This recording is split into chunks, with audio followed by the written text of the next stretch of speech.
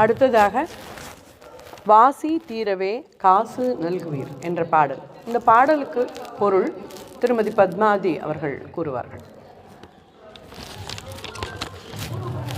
குற்றமற்ற வீழி மிழலையில் எழுந்தருளியுள்ள இறைவரே, அடியேனுக்கு வழங்கி அருளும் காசில் உள்ள உயர்வு தாழ்வு நீங்குமாறு செய்து அக்காசினை நல்குக. அதனால் உமக்கும் பழிப்பு இல்லை.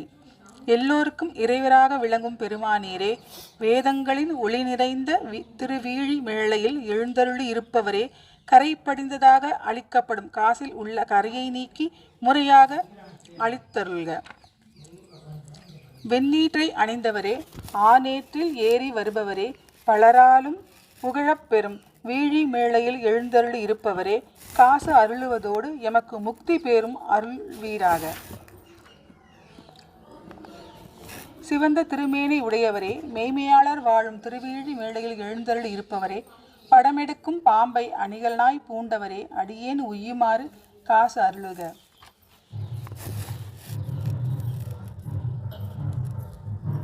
இத்திருப்பதிகம் சீர்காழி பதியாகிய பெரிய நகரில் தோன்றி வாழும் சம்பந்தன் வீழி மேளை இறைவர் மேல் தாழ்ந்து பணிந்து போற்றிய மொழிகளை கொண்டது.